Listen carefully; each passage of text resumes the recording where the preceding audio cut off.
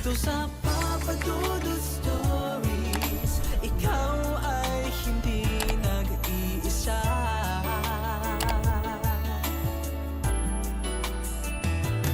Dito sa Papa Dudut Stories, may nagmamahal sa'yo. Papa Dudut Stories,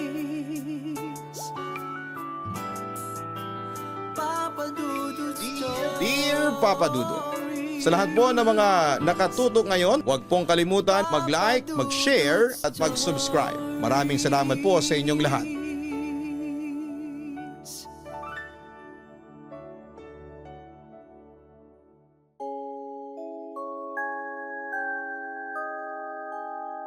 Kumusta na kayong lahat? Sana po ay maganda ang pagpasok ng inyong bagong taon. Ako po si Nestor Apasible ng Tacloban City, Leyte. Pero tawagin niyo na lamang po ako sa palayaw kong Etok. 80 anyos na ako ngayon at noong dyan pa ako sa Malabon nakatira ay nakikinig ako sa inyong programa sa radyo. Sa kabilang banda ay nalaman ko naman ang tungkol sa YouTube channel mo dahil sa mga apo kong kasama ko ngayon na nag-aalaga sa akin. Sila din ang nagkumbinsi sa akin. Naibahagi ko raw sa inyo ang aking nakakatakot na karanasan. Maraming dekada na ang nakalipas. Papadudot nagsimula ang ikikwento ko sa inyo noong taong 1963 sa isang pampublikong kolehiyo sa Maynila. Unang nakamayan ko ang isang dalagang may mainhin ngunit malungkot na mga mata. Si Minerva. Mahiyain po ito. Laging nakayuko kapag nagsasalita at bihirang makisali sa kwentuhan ng ibang mga estudyante. Ngunit sa likod ng tahimik na anyo ay may kakaibang bagay akong napansin na hindi ko maipaliwanag. Hindi ako mapakali kapag hindi ko ito nakikita.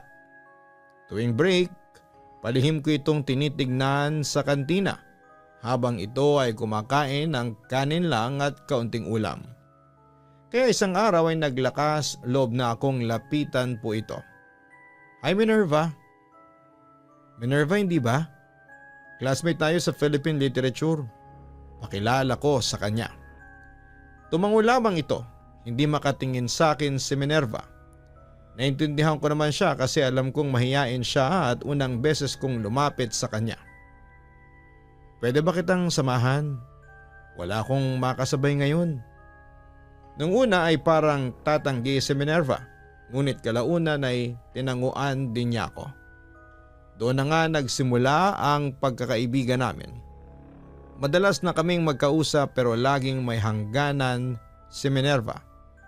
Tuwing tila lalalim na ang aming pag-uusap ay bigla na lamang siyang iiwas. Kapag napapadaan ako sa dorm ng mga babae, lagi itong nasa bintana pero agad na nagtatago kapag nakita na niya ako. Isang gabi habang pauwi ako galing sa library, nasulyapan ko si Minerva. Sa isang maliit na parking madilim ang paligid. May kasama siyang matandang lalaki. Hindi ko ito kilala. Akala ko ay kamag-anak lang pero napansin kong parang pinapagalitan si Minerva at maya-maya'y hinatak ito papalayo. Kinabukasan wala si Minerva sa klase. Hanggang sa lumipas ang isang linggo ay wala pa rin. Kinabahan ako. Doon ako nagsimulang magtanong-tanong. Isang kaklase ang nagsabi, "Uy Etok, narinig ko na pinapauwi raw ng mga magulang si Minerva sa probinsya nila. May nakakita raw sa kanya na may kasamang lalaki sa park. Baka daw buntis." Nagulat naman ako sa narinig at ginusto kong kontrahin ang sinabi niya.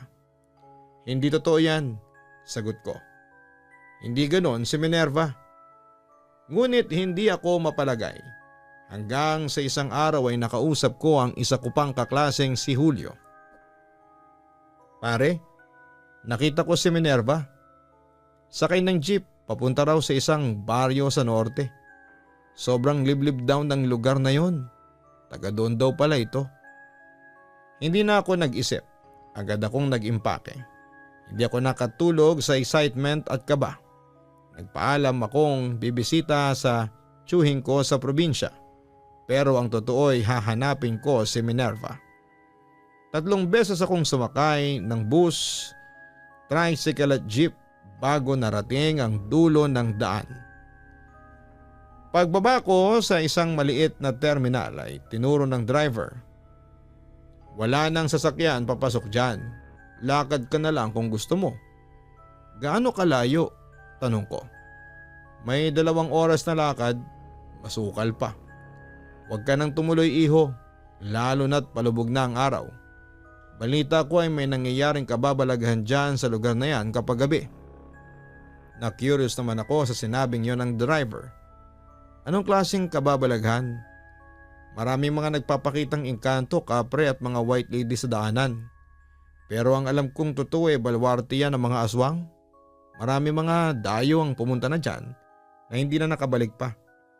Kaya kung ako sa'yo, huwag ka nang tumuloy. O kung hindi man, ipagpabukas mo na lang. Nag-aalalang sabi nito sa akin. Pero papadudot hindi ako nakinig. Bitbit ang bag at bote ng tubig ay nilakad ko ang masukal na daanan. Hangin ay malamig. Naririnig ko ang langit-ngit na mga dahon at mga yapak na parang sumusunod sa akin. Pero paglingon ko ay wala naman.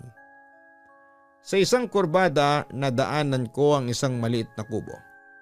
Sa harapan nito ay isang matandang lalaki na nakaupo. May hawak na baston at palumpong ng halamang gamot. Basta huwag ka nang tumuloy, ang sabi ng matanda. Sa baryong yan, hindi lahat ng tao ay tao. Bakit po ninyo nasabi yan? Tanong ko naman. May kinukuble ang lugar na yan. May mga nilalang doon na ang anyo ay tao. Pero laman ang hanap. Kung mahal mo ang babae, kalimutan mo na siya. Baka ikay mapahamak, babala ng matanda sa akin. Ngunit hindi ako nagpigil. Patuloy ako naglakad, papadudot kahit na sumisikip na ang daan at may mga tinig akong naririnig na tila bulong sa hangin. Huwag ka nang tumuloy. Pero hindi ko pinansin ang sinabi ng utak ko. Halos 3 oras na ang lumipas bago narating ko ang unang kumpol ng mga bahay. Luma at gawa sa kahoy ang karamihan. Tahimik ang paligid at walang tumatahol na aso. Walang batang naglalaro. Tanging mga matandang nakaupo sa labas ng bahay ang nagmamasid sa akin. Pakiramdam ko'y sinusukat ako ng mga mata nila. Nilapitan ko ang isang babae na nagsusungkit ng niyog sa harapan ng bahay. Manang, may kilala po ba kayong Minerva? Minerva Cabarubias po. Taga rito raw po. Napatingin ang babae, saglit na natigilan. Pagkatapos ay biglang iniwas ang tingin. Wala akong kilalang ganyan. Umuwi ka na iho. Sunod kong tinungo ang tindahan.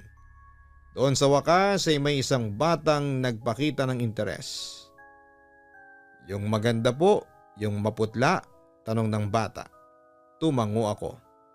Doon po ako nakatira. Sa dulo ng baryo, malapit sa punong balete. Agad ako naglakad patungo roon. Habang papalapit ako ay parang may bumibigat sa dibdib ko. Hindi ito pagod. Para may humihigop sa enerhiya ko. Sa wakas ay nakita ko ang isang bahay na yari sa makapal na kahoy. Mataas ang bakod at maraming dahon ng saging na nakasabit sa paligid. Minerva, tawag ko habang kumakatok. Maya-maya ay bumukas ang pintuan. Lumabas si Minerva. Maputla ito, tila hindi natutulog at mas lalo pang tumalim ang lungkot sa mga mata nito. Etok, anong ginagawa mo dito? Bakit mo ako sinundan? Nag-aalalang tanong niya sa akin. Hindi ako mapakali. Bigla kang nawala. Walang paalam. Araw-araw kitang iniisip. Sabihan mo lang ako kung may problema. Nandito lang ako, ang sabi pa niya. Tumulo ang luha ni Minerva, ngunit ang sagot nito'y malamig. Umalis ka na, Etok. Hanggang dito na lang tayo dapat. Hindi mo ko kayang mahalin kung malalaman mo ang totoo. Subukan mo ako, sagot ko. Ngunit nagsara ang pintuan. Iniwan akong nakatayo sa dilim. Imbes na sumuko ay naghanap ako ng masisilungan at tinuloy ang pananatili sa baryo. Sa isang lumang kamalig malapit sa ilog ako tumuloy. Kinabukasan ay muli akong bumisita kay Minerva. Ganun pa rin ang sagot. Ngunit isang hapon ay nakita ko ito sa tabi ng ilog. Nakaupot, nakatulala. Dahan-dahan akong lumapit. Kung ayaw mong sabihin, hahayaan na lang ba kitang dalhin ang lungkot na yan? Tahimik si Minerva hanggang sa bumulong ako. May sumpa sa pamilya ko, Etok. Hindi kami tulad ng ibang tao. Anong sumpa? May sakit ba kayo? Curious kong tanong. Umiiling si Minerva. Ang lahi namin. May dugo kaming halimaw ng aswang. Lahat ng babae sa pamilya, pagdating ng tamang edad ay tinatawag ng dugo. Hindi naman ako makapaniwala sa aking narinig. Hindi totoo yan, Minerva. May sakit ka lang siguro, ang sabi ko pa. Minsan nga, gusto ko na lang maniwala na ganun lang. Pero noong huling gabi ko sa Maynila, muntik na ako. Muntik ko nang kainin ng pusa sa dorm. Nahuli ako ng matanda naming tiyahin. Kaya ako pinauwi. Kaya ako pinahinto sa pag-aaral. Napaiyak naman si Minerva sa puntong ito. Pinilit kong lumayo sa iyo dahil ayoko maging dahilan ng pagkamatay mo. Pero nandito ka ngayon. Tahimik ako. Hindi ko alam ang isasagot. Niyakap ko si Minerva, papadudot. Kung may paraan para tulungan ka ay gagawin ko. Hindi mo kailangang harapin ito ng mag-isa. Pag-aalo ko sa kanya. Mula noong ibunyag ni Minerva ang katotohanan ay lalo siyang naging tahimik at mailap. Ngunit hindi na ako umalis pa. Araw-araw ko siyang binabantayan mula sa malayo. Nananatili ako sa lumang kamalig. Patuloy na umaasang may paraan para maibalik si Minerva sa dating sigla. Isang gabi ay may narinig akong sigawan sa baryo.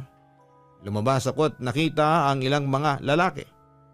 May dalang sulo at gulok. Sa gitna namin ay isang matandang babae ang tinutukan ng itak. Siyang nakita kong lumilipad kagabi.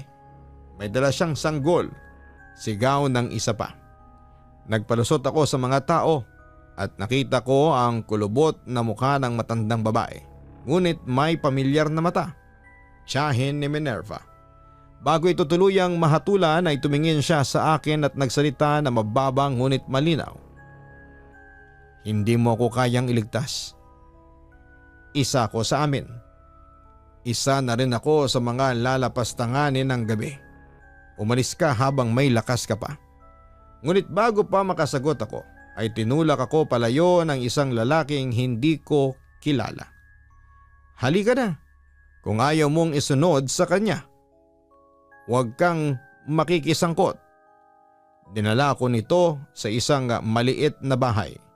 Pagpasok pa lamang ay bumungad na sa akin ang matandang albularyo na una kong nakasalubong sa gubat. Hindi ka nakikinig sa akin, ang sabi ng matanda. Ngayong nandito ka na, wala ka ng kaligtasan. May 3 gabi sa isang taon naganap ang lakas ng dugo sa mga may lahi ng aswang. Ngayong gabi, ang isa sa mga yon. Paliwanag ng albularyo habang tinuturo ang mga dahon, langis at batong nakapatong sa altar.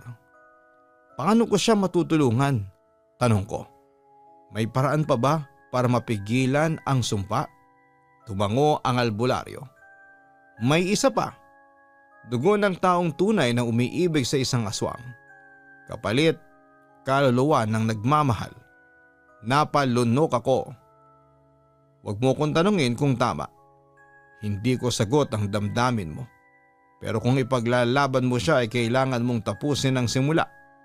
Kinuha ng albularyo ang isang itim na langis at ipinahid sa mga braso ko. Ito ang magtatago sa amoy mo para hindi ka kaagad maamoy. Pero sandali lang ang bisa. Gabi na nang lumabas ako, tahimik ang baryo, masyadong tahimik. Wala ni isang alitaptap o kuliglig. Lahat ng bahay ay nakasarado.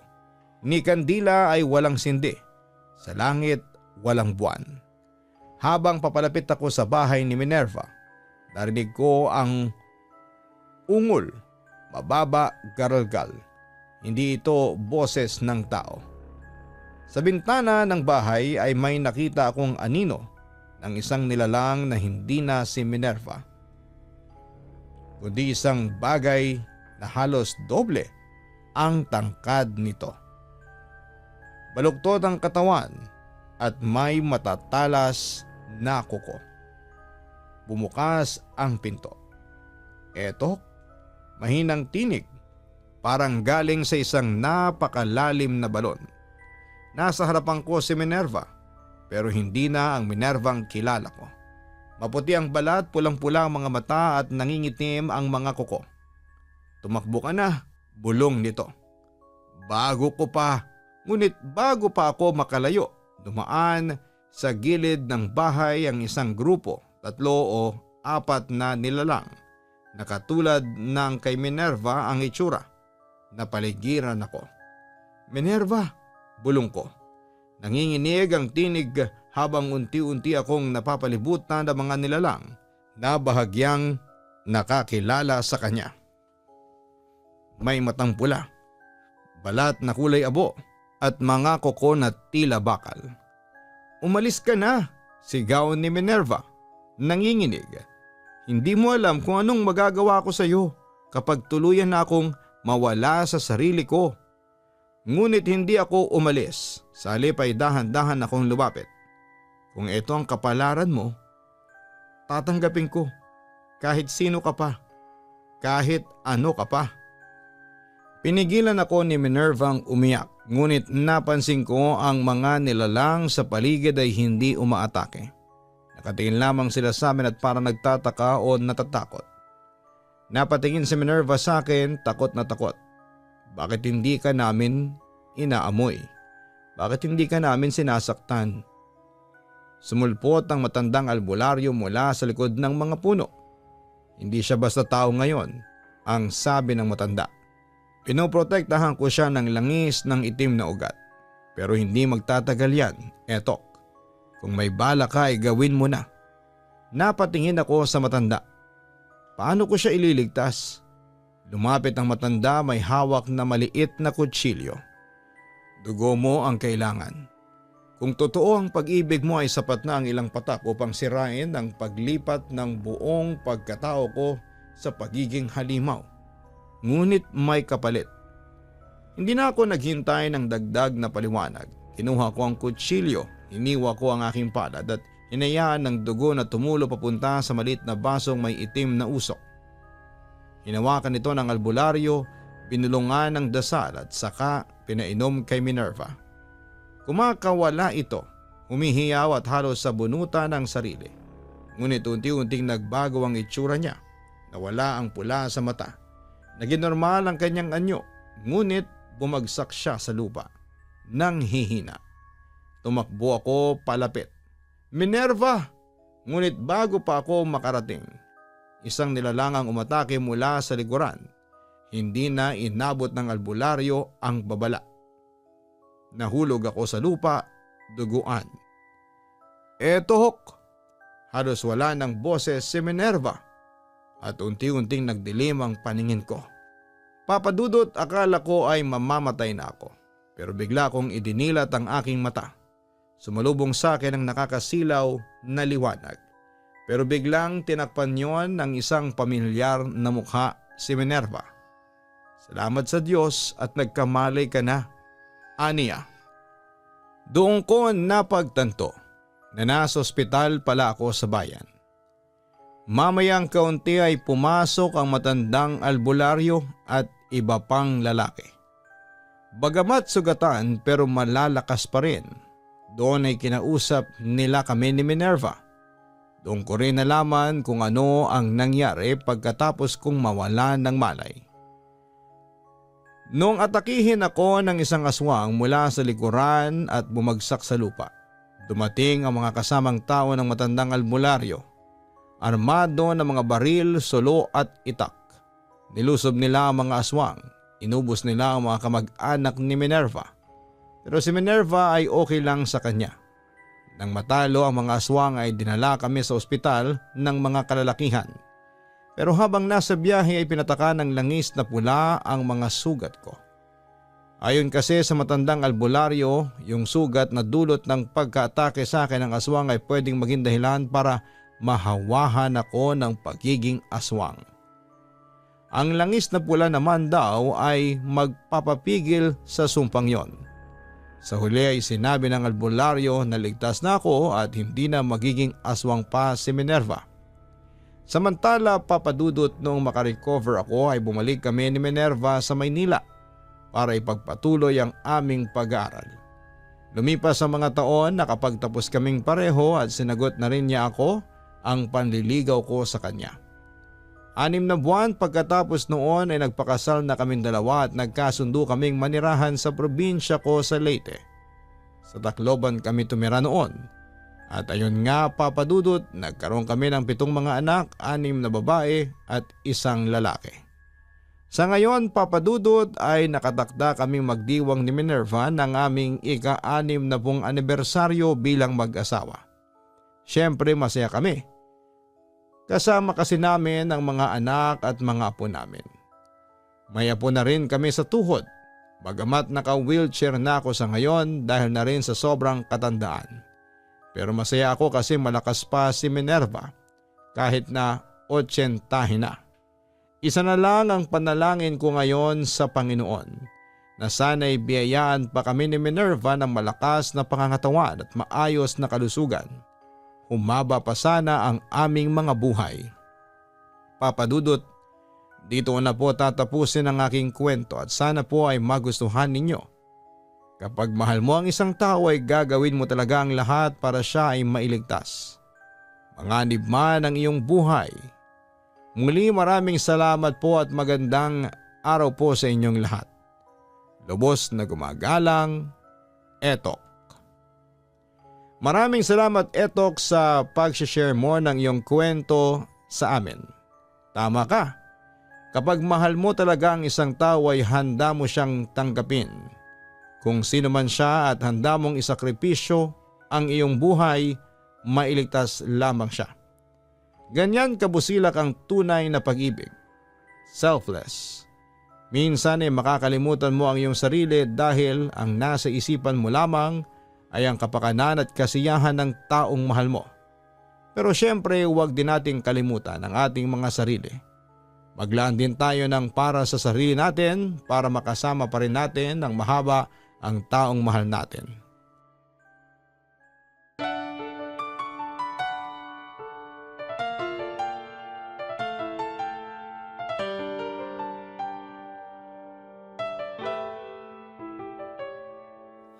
Ang buhay ay mahiwaga, laging may lungkot at saya. Sa Papadudod Stories, laging may karamay ka.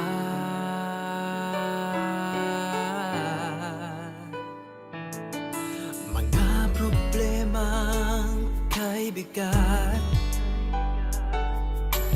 dito ay pakikinggan ka. Sa Papadudod Stories, kami ay iyong kasama. Dito sa Papadudod Stories, ikaw ay hindi nag-iisa.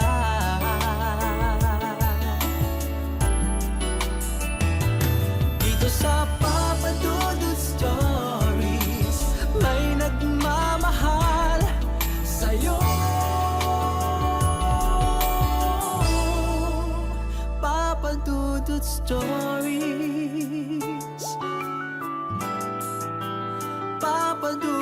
Stories.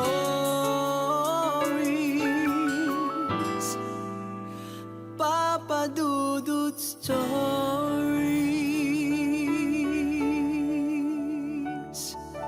Matakot, kabahan sa mga kwentong nakakagimbal sa Kaistorya YouTube channel with daily post at 7 p.m.